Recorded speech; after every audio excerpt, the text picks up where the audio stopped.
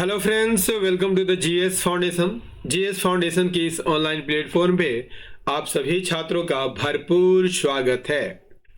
आज के सेशन में हम लोग करने वाले हैं हिस्ट्री की क्लास, और हिस्ट्री की क्लास में हम लोग देखेंगे most important MCQ with explanation.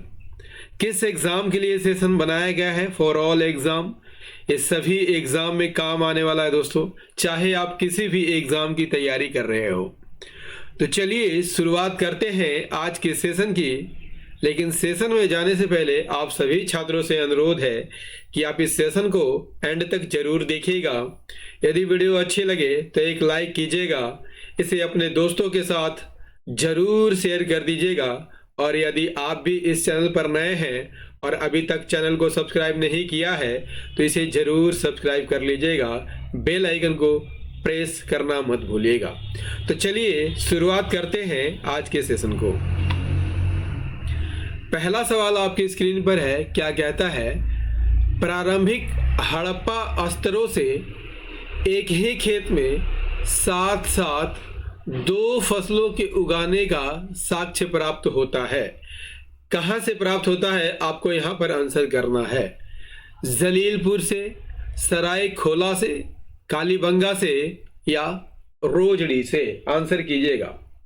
प्रारंभिक हड़प्पा स्थलों से एक ही खेत में साथ साथ दो फसलों के उगाने का साक्ष्य कहां से प्राप्त होता है? सही आंसर हो जाएगा कालीबंगा से।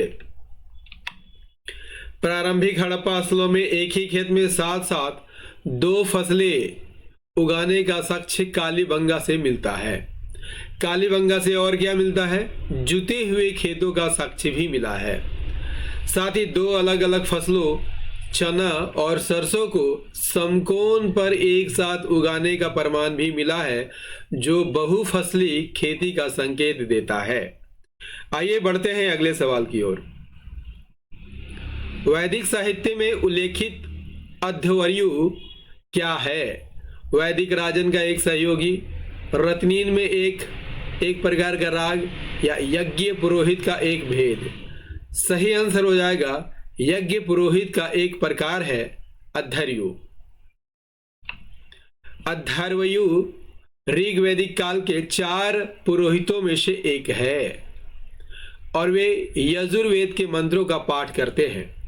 उनका कर्तव्य क्या है? यज्ञ की व्यवस्था करना और इसके लिए वेदी का निर्माण करना, अग्नि प्रज्वलित करना, यज्ञ के दौरान वास्तविक अनुष्ठानों का निष्पादित करना होता है।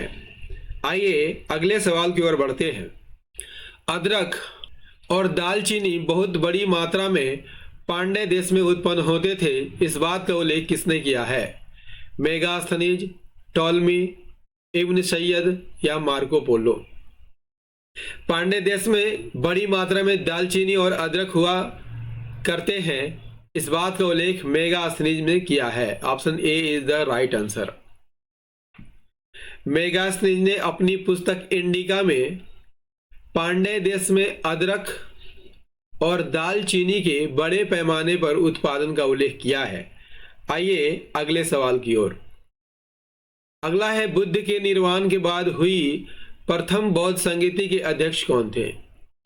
आनंद, मोगलीपुत्र, तिष्म, महाकश्यप या उपाली? बुद्ध के निर्वाण के बाद प्रथम बौद्ध संगीति के अध्यक्ष कौन थे? तो राइट आंसर हो जाएगा महाकश्यप थे।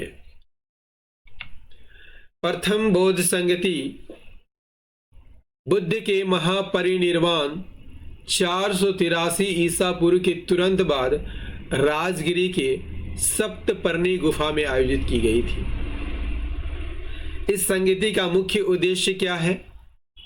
सूद पिटक और विनय पिटक को संकलित करना इसका मुख्य उद्देश्य था।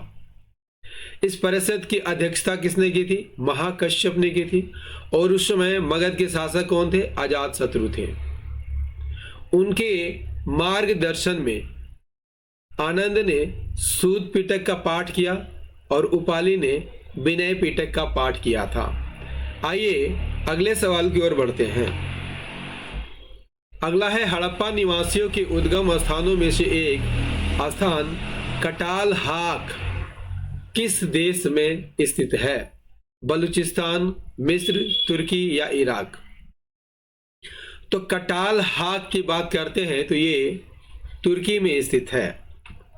कटाल हाक तुर्की में स्थित है और यह प्रसिद्ध नौपाषाण कालीन स्थल है। इसे हड़प्पा सभ्यता के निवासियों के संभावित उद्गम स्थलों में से एक माना जाता है। बढ़ते हैं अगले प्रश्न की ओर। मौर्य स्तंभों के लिए पत्थर निम्नांकित में से कहां से प्राप्त किया जाता था? मौर्य स्तंभों के लिए पत्थर चुनार से प्राप्त किया जाता था। राइट आंसर हो जाएगा ऑप्शन सी। मौर्य साम्राज्य के स्तंभों के लिए पत्थर मुख्य रूप से चुनार से प्राप्त किया जाता था और ये चुनार मिर्जापुर के पास था। इन स्तंभों में अक्सर छोटे छोटे काले धब्बे होते हैं और ये अपनी उच्च पॉलिश के लिए जाने जाते हैं, जो यह दिखाता है कि इन्हें चुनार के पत्थर से बनाया गया था। राइट, चलिए अगला कर लीजिए। कनिष्क ने एक बौद्ध सभा बुलाई थी, बिल्कुल सही है। एक संवत की स्थापना की थी, ये भी बात सही है। एक चीनी राजा से युद्ध किया था, ये भी बात यहां पर सही है। सही आंसर हो जाएगा ऑप्शन डी। कनिष्क ने कुषाण वंश के एक महान सम्राट के रूप में काम किया था और एक बौद्ध सभा बुलाई थी, संवत चलाई थी और एक चीनी राजा से युद्ध किया था।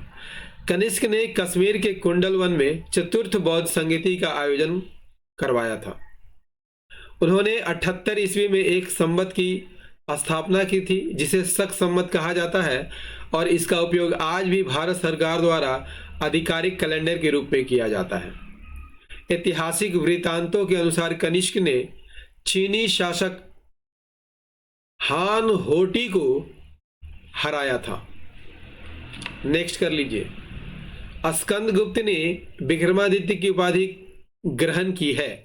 अपने पूर्ववर्ती शासकों द्वारा स्थापित परंपरा का अनुकरण करते हुए हुन्नों के विरुद्ध अपनी सफलता से गौरवान्वित होकर नागवंशी शासकों को पराजित करने के उपलक्ष्य में उपयुक्त में से कोई नहीं। यहाँ पर राइट आंसर हो जाएगा हुन्नों के विरुद्ध अपनी सफलता से गौरवान्वित होकर स्कंदगुप्त ने विक्रमादित्य की उपाधि धारण की थी। स्कंदगुप्त ने विक्रमादित्य की उपाधि धारण की थी और हुन्नों के विरुद्ध अपनी सफलता से गौरवान्वित होकर इसने विक्रमादित्य की उपाधि धारण की थी। उन्होंने भारत पर हुन आक्रमणों को सफलतापूर्वक विफल करने के लिए जाना जाता है। स्कंदगुप्त ने गुप्त साम्राज्य की स्थिरता बनाए रखने में काफी महत्वपूर्ण भूमिका निभाई थी।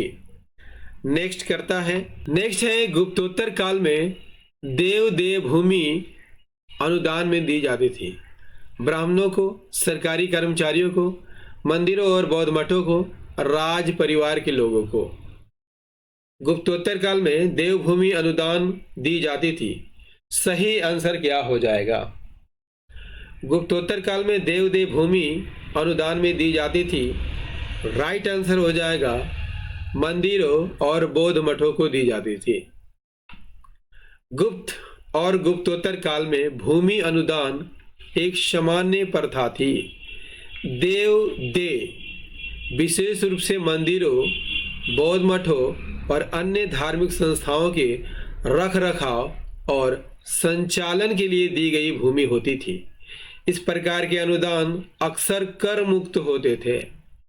नेक्स्ट कर लीजिए। और सेशन कैसा लग रहा है दोस्तों, कमेंट करके जरूर बताइए। चट्टानों को तराश कर मंदिर निर्माण की परंपरा की शुरुआत किस पल्लव शासक के समय में प्रारंभ हुआ था? महेंद्र वर्मन प्रथम, सिंह विष्णु, नरसिंह वर्मन प्रथम, परमेश्वर वर्मन। इसका राइट आंसर हो जाएगा नरसिंह वर्मन प्रथम के समय में यह प्रारंभ हुआ था। चट्टानों को तराश कर मंदिर निर्माण की परंपरा की शुरुआत पल्लव शासक नरसिंह वर्मन प्रथम के समय में हुई थी। नरसिंह वर्मन प्रथम की बात कर लेते हैं तो महाबलीपुरम में रथ मंदिरों का निर्माण करवाया था, जो चट्टानों को काट कर बनाए गए थे और यह मामल शैली का एक महत्वपूर्ण उदाहरण है। आइए अगले सवाल की ओर।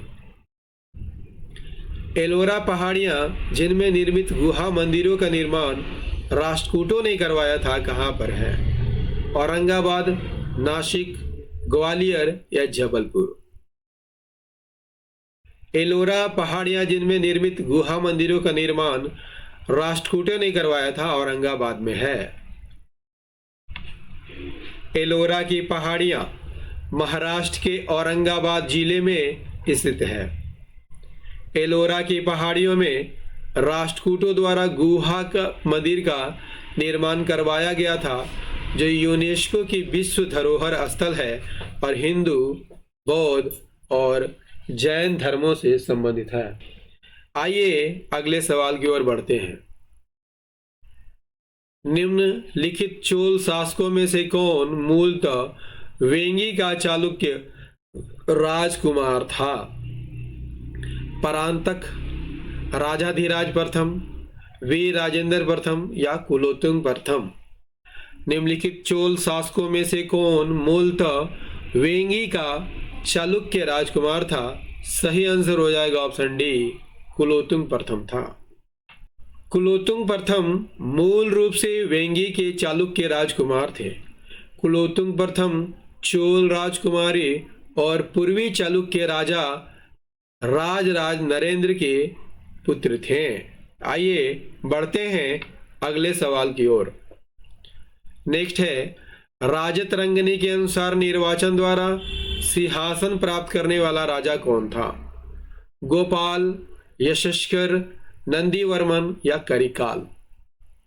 राजत रंगनी के अनुसार निर्वाचन द्वारा सिंहासन प्राप्त करने वाला राजा कौन था? राइट आंसर हो जाएगा यशस्कर था। राजत रंगनी के अनुसार यशस्कर को निर्वाचन के माध्यम से कश्मीर का राजा चुना गया था। यह घटना उत्पल वंश के पतन के बाद की है, जब कश्मीर में राजनीतिक अस्थिरता थी और लोगों ने मिलकर एक नए शासक का चयन किया था। बढ़ते हैं अगले सवाल की ओर।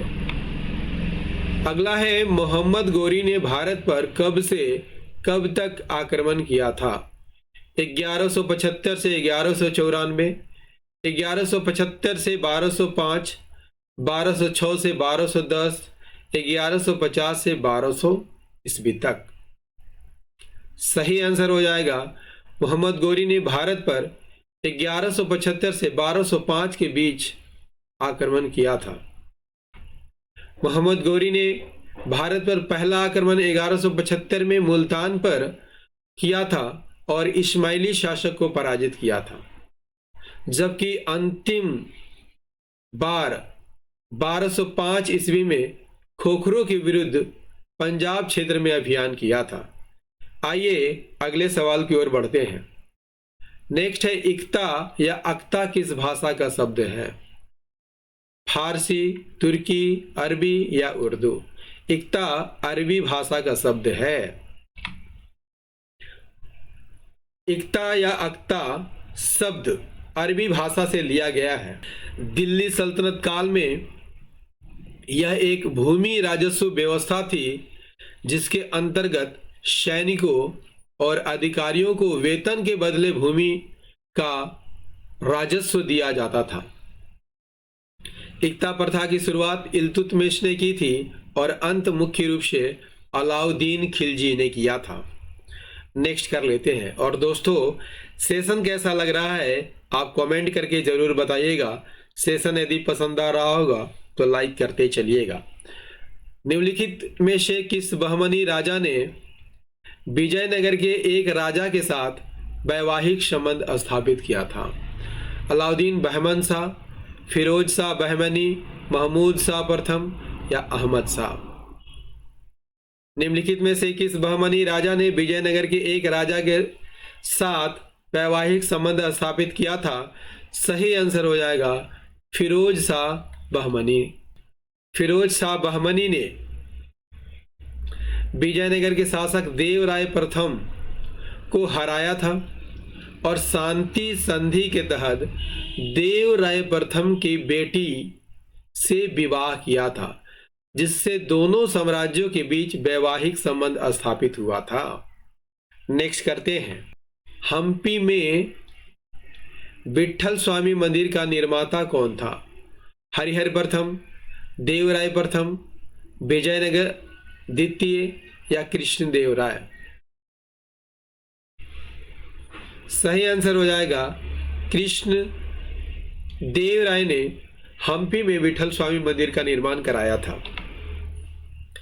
हम्पी स्थित विट्ठल स्वामी मंदिर का निर्माण विजयनगर साम्राज्य के महान शासक कृष्णदेवराय ने करवाया था और यह मंदिर अपनी पत्थर की रथ और संगीत स्तंभों के लिए प्रसिद्ध है। यदि आपसे पूछ लिया जाए कि अमुक्त मालयाद नामक पुस्तक की रचना किसने की थी, तो याद रखिएगा कृष्णदेवराय ने की थी। कृष्णदेवराय ने की थी। किस भाषा में की थी? तेलुगु भाषा में की थी। तेलुगु भाषा में की थी। अगले सवाल की ओर बढ़ते हैं। अगला है सल्तनत कालीन सुल्तान बलबन निम्नलिखित सूफी संतों में से किसका शिष्य था? कुतुबुद्दीन बख्तियार काकी का, बाबा फरीद का, निजामुद्दीन औलिया का या शेख बहाउद्दीन जाकरिया का? तो बलबन बाबा फरीद का शिष्य था। सल्तनत कालीन सुल्तान बलबन सूफी संत बाबा फरीद, जिसे फरीदुद्दीन गज शंकर कहा जाता था, के शिष्य थे। बाबा फरीद चिश्ती सिलसिले के एक महत्वपूर्ण संत थे और दिल्ली सल्तनत के दौरान भारत में सूफीवाद के प्रचार में महत्वपूर्ण भूमिका निभाते थे। अगला है अकबर के समकालीन गोंडवाना की महिला शासिका कौन थी?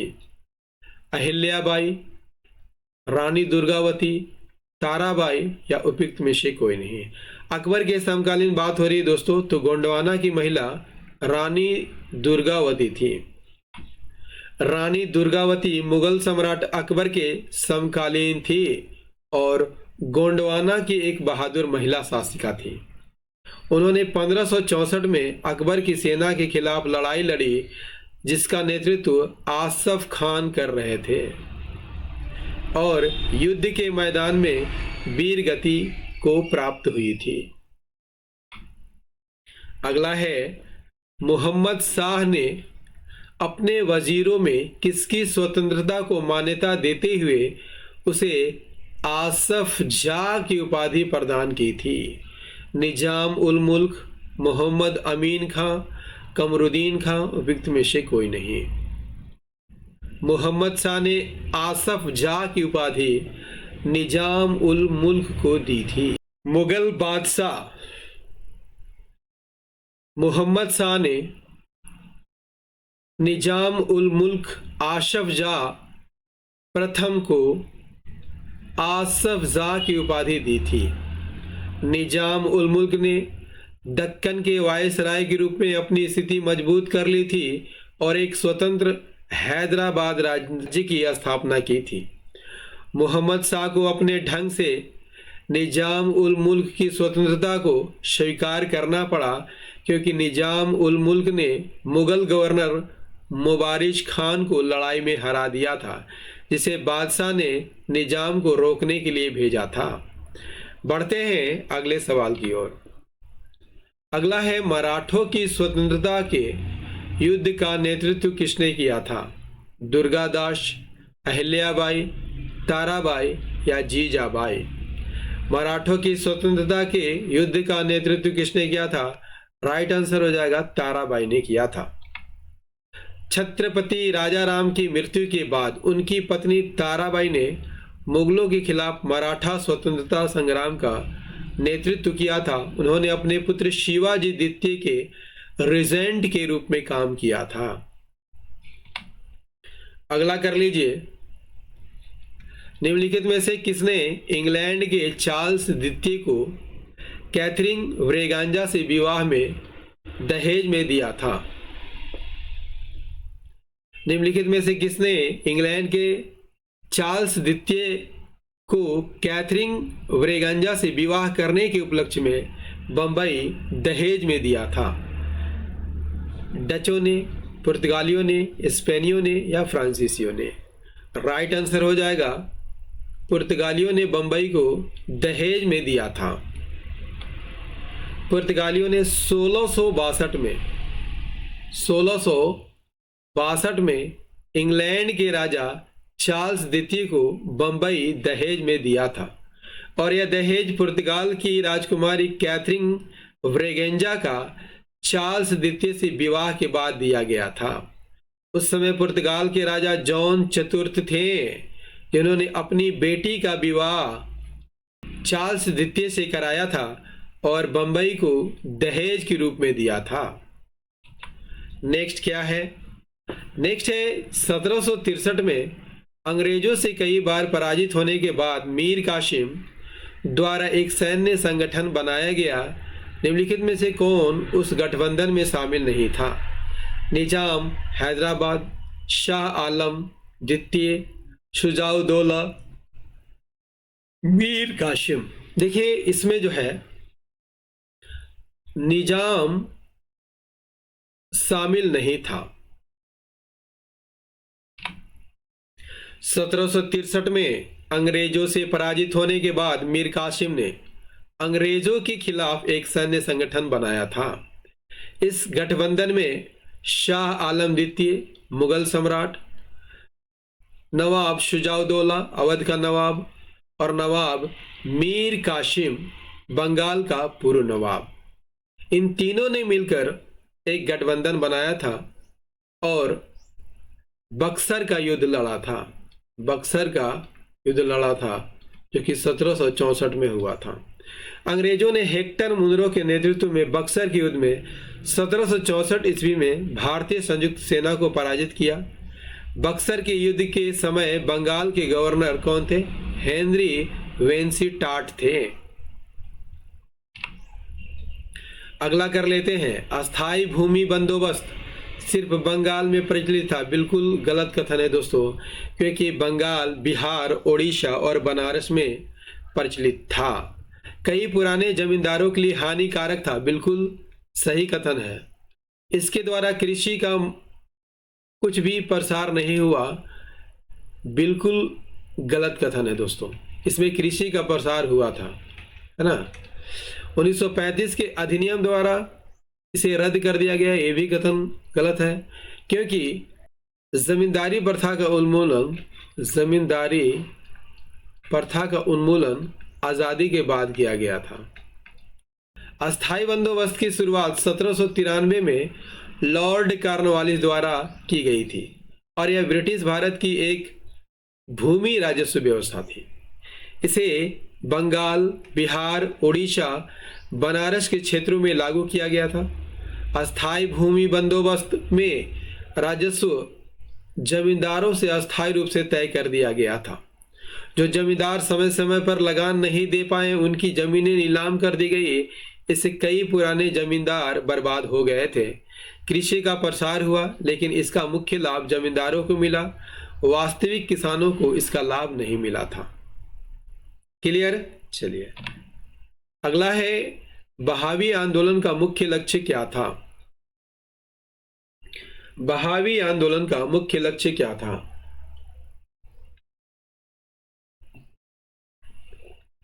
अंग्रेजों के साथ अच्छे संबंध, इस्लाम को शुद्ध करना, अंग्रेजी शिक्षा का समर्थन करना, समाज सुधार का विरोध करना। देखिए बहावी आंदोलन का मुख्य उद्देश्य जो है इस्लाम को शुद्ध करना था। ऑप्शन बी सही आंसर हो जाएगा। बहावी आंदोलन का मुख्य उद्देश्य इस्लाम को शुद्ध करना था, जिसमें गैर इस्लामी प्रथाओं और अंधविश्वासों को हटाकर कुरान और हदीस के मूल स्वरूप पर लौटा जा सके और ब्रिटिश शासन का विरोध करते हुए एक इस्लामी राज्य स्थापित करना शामिल था। कैसा लग रहा है सेशन? कमेंट में जरूर बताइएगा दोस्तों। लखनऊ में हुए अखिल भारतीय किसान सभा की प्रथम बैठक की अध्यक्षता किसने की थी? एनजी रंगा, लाला लाजपत राय, स्वामी सहजानंद सरस्वती या इंदुलाल याग्निक। राइट आंसर हो जाएगा शाहजानंद सरस्वती ने की थी। लखनऊ में हुए अखिल भारतीय किसान सभा की प्रथम बैठक की अध्यक्षता स्वामी सहजानंद सरस्वती ने की थी, जबकि एनजी रंगा इसके महासचिव बनाए गए थे। अगला कर लीजिए, सती प्रथा का समाप्ति का विरोध करने वाला भारतीय नेता कौन था? राधाकांत देव, राजा राम मोहन राय, देवेंद्रनाथ टैगोर, केशव चंद्र सेन। सती प्रथा का समाप्ति का विरोध करने वाला भारतीय नेता कौन थे? तो राधाकांत देव थे। राधाकांत देव ने सती प्रथा को समाप्त करने के प्रयासों का सक्रिय रूप से विरोध किया था। वे रूढ़िवादी हिंदू समाज का प्रतिनिधित्व करते थे और धर्म सभा के संस्थापक थे। उनका मानना था कि यह प्रथा हिंदू धर्म का एक अभिन्न अंग है, जिसे ब्रिटिश सरकार द्वारा जबरन समाप्त नहीं किया जाना चाहिए। क्लियर? चलिए नेक्स्ट क्या है। हंटर कमीशन ने निम्नलिखित में से किसकी शिक्षा पर अधिक जोर दिया था? प्राथमिक शिक्षा, उच्च शिक्षा, स्त्री शिक्षा या तकनीकी शिक्षा? हंटर कमीशन ने निम्नलिखित में से किसकी शिक्षा पर अधिक जोर दिया था? सही आंसर हो जाएगा प्राथमिक शिक्षा पर जोर दिया गया था।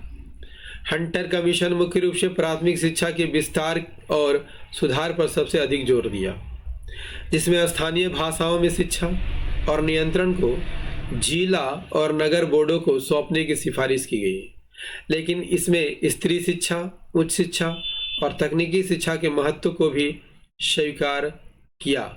हालांकि प्राथमिक शिक्षा पर ही इसका मुख्य ध्यान था। राइट।